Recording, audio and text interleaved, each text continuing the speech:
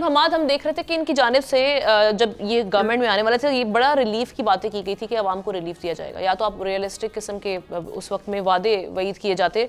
अब जब सिचुएशन बन रही है फिर ये भी कहा जा रहा है कि जो हमारी इकॉनमी है वो दुरुस्त समत में है। अगर दुरुस्त समत में है तो रिलीफ क्यों नहीं मिल रहा, उसका इम्पैक्ट जो है वो हमें दिखाई क्यों नहीं दे रहा, आम आदमी क्यों सफ़र कर रहा है। फिर अब ये पेट्रोल की जो कीमत बढ़ाई जा रही है 10 रुपये, सारी सिचुएशन में एक तो दूसरा ये टैक्स वाला भी किस तरह से देख रहे हैं आप, क्या एनालाइज कर रहे हैं? मेरे ख्याल से जी जो सियासी वादे होते हैं उनको तो सियासी वादा ही समझना चाहिए।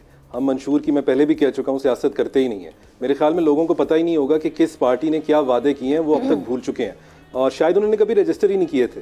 उनकी हमारी ये डिमांड्स भी नहीं है कि हमारे रोजमर्रा की यानी आप कह रहे हैं वो ट्रस्ट ही नहीं करते, एहतजाज की तरफ तो आ जाते हैं। अब लोग भी समझ चुके हैं। नहीं, मेरा ख्याल है कि हम इस चीज़ को वो नहीं, मेरा ख्याल थोड़ा सा मुख्तलिफ है। यहाँ पे मुझे लगता है कि अवाम की तरजीहात का मसला है। हम एहतजाज की तरफ तो चले जाते हैं, लेकिन जब डिसीजन मेकिंग का टाइम होता है तब हम फैसले जज्बात पे करते हैं। हम अक्लमंदाना फैसले नहीं करते। हम मंशूर पूछते ही नहीं लोगों से और हम अंधाधुंध वोट दे देते हैं। तो फिर जब ऐसे करेंगे तो यही होगा। अब मेरे ख्याल से कुछ पार्टीज ने कहा था कि कितने 100 यूनिट फ्री बिजली मिलेगी, वो कहाँ है, वो कब मिलेगी, किस तारीख से शुरू होगी, इस बिल में लग के आएगी या बात कब से होगा, ये जानना भी जरूरी है। कोई उनसे ये नहीं पूछ रहा, बल्कि उनको मुबारकबाद देनी चाहिए कि उनकी एक सीट के ऊपर अनकंटेस्टेड वो लोग जीत रहे हैं। बहुत अच्छी बात है। डेमोक्रेसी, मोर डेमोक्रेसी से शायद यही मुराद थी उनकी।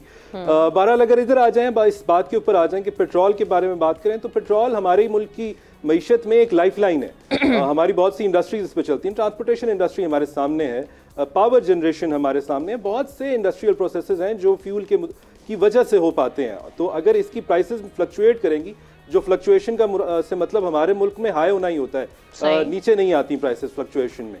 तो अगर इस तरफ जाती हैं तो इकोनॉमी के ऊपर डायरेक्ट उसका असर आता है। डायरेक्ट असर जब इकोनॉमी पे आता है तो कंज्यूमर पे आता है। कंज्यूमर कौन है? कंज्यूमर हम हैं। कंज्यूमर पॉलिटिकल साइंस अगर दोबारा बात करें पॉलिटिक्स की तो वोटर है।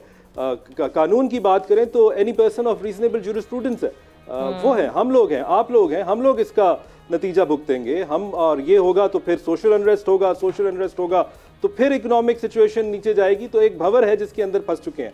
बहरहाल अगर हम पिछले 10 साल का भी कुछ जायजा लें, 10 से 11 साल का, 2013 तक तो हमने अपनी पेट्रोल प्राइसेस को आर्टिफिशियली रोक के रखा हुआ था।